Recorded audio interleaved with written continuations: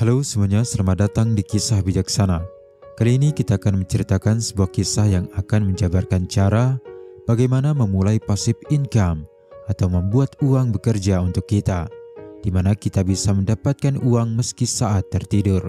Agar pelajaran ini bisa teman-teman pahami dan praktikkan dengan baik, simaklah sampai akhir.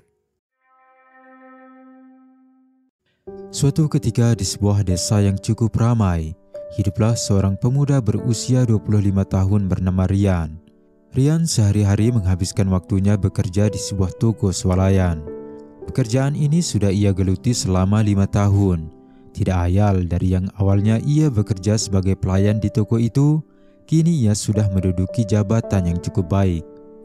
Meski sudah rutin menabung dalam 3 tahun terakhir, ia merasa uangnya bertumbuh begitu lambat.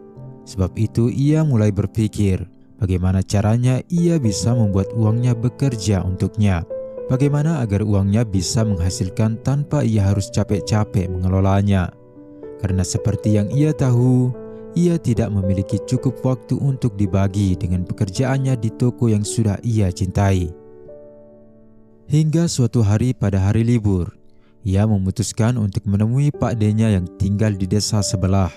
Seorang pria paruh baya yang cukup terkenal di desa itu. Sebab ia adalah juragan kaya yang memiliki aset di mana-mana. Sesampainya di sana pagi itu, Rian disambut hangat oleh Pak D Ruslan yang sedang menikmati kopi di bawah sebuah pohon rindang di dekat persawahan di depan rumahnya. Meski beliau adalah seorang yang kaya di kampung itu, ternyata beliau bukanlah orang yang sibuk dan menghabiskan banyak waktunya mengurus pekerjaan, sebab aset dan uangnya lah yang bekerja untuknya. Pas sekali seperti apa yang ingin Rian pelajari. Sebab itulah ia menaruh harapan besar bahwa ia akan mendapatkan ilmu dan saran yang tepat dari Pak D-nya itu. Setelah saling menyapa dan bertukar kabar, Rian pun segera menyampaikan niatnya menemui Pak D-nya, bahwa ia ingin belajar bagaimana cara membuat uang bekerja untuknya. Sang Pak D pun tersenyum mendengar penuturan Rian. Bagus Rian, memiliki pemikiran sedini mungkin tentang hal itu adalah pilihan yang sangat tepat.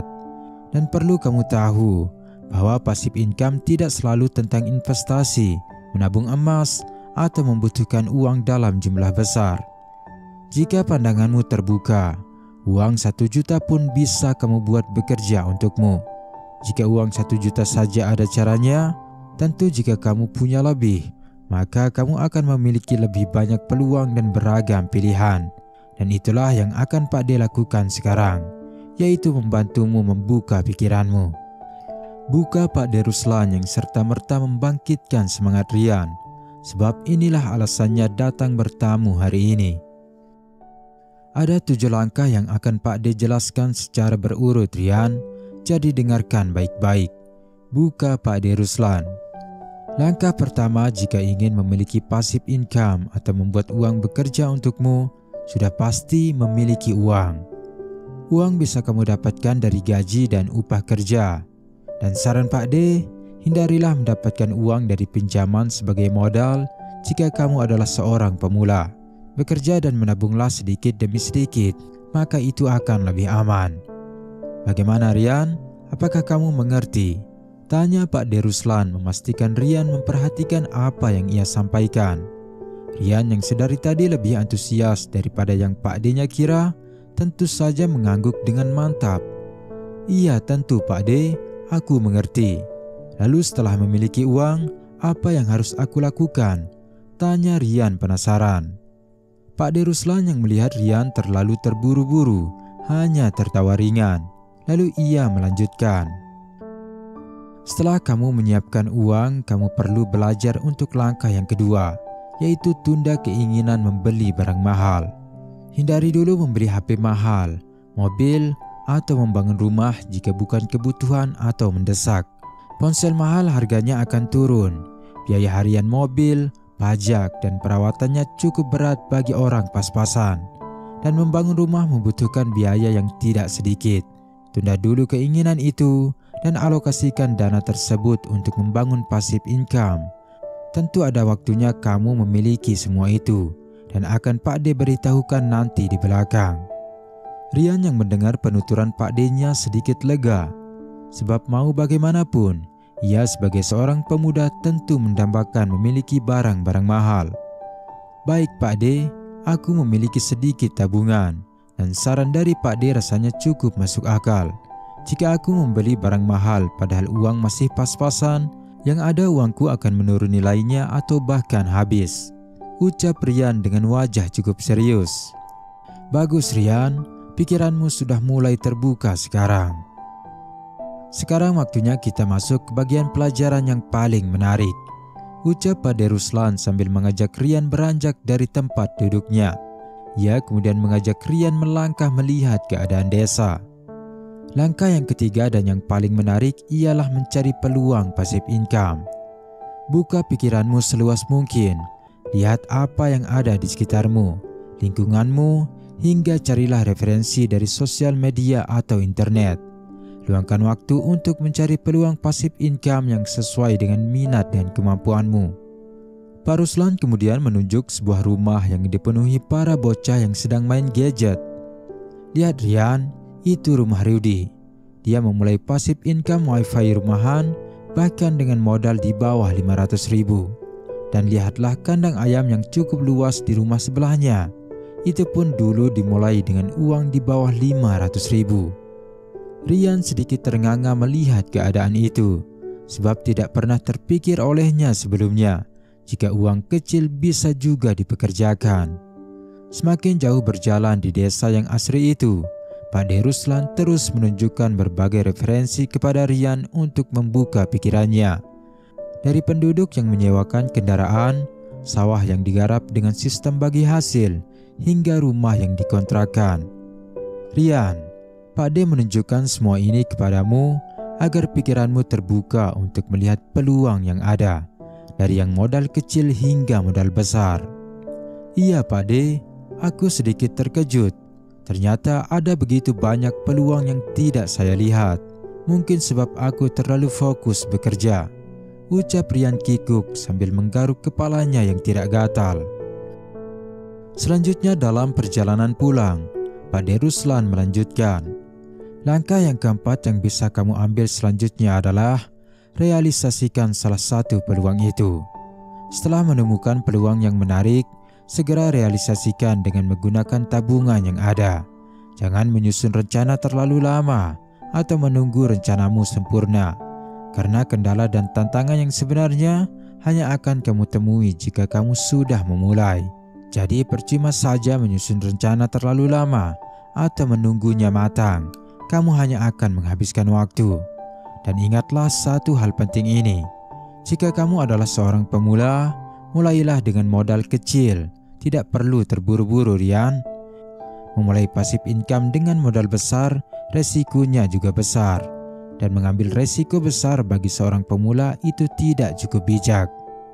Rian mengangguk. Dia merasa sangat beruntung bisa mendapatkan ilmu yang sangat bermanfaat ini dari Pak D-nya. Berada kembali di jalan setapak di dekat persawahan desa yang asri itu, Pak D Ruslan melanjutkan pelajarannya kepada Rian. Selanjutnya langkah yang kelima ialah tingkatkan modal secara bertahap. Jika uang yang kamu keluarkan sudah bekerja dengan baik atau passive income yang kamu kelola berjalan dengan lancar, tingkatkan modalnya secara perlahan.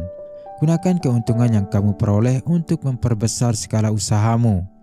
Seperti yang dilakukan Rudy yang mulai mengalirkan internet ke rumah-rumah warga, atau tetangganya yang memulai dengan 1 kandang ternak dan kini sudah memiliki 3 kandang ternak. Rian yang sedari tadi khusyuk mendengar pelajaran dari Pak D Ruslan sedikit terkejut, mengingat kini mereka sudah berada di tempat semula, yaitu di bawah pohon rindang di depan rumah Pak D-nya. Baik Pak D, lalu apa langkah selanjutnya?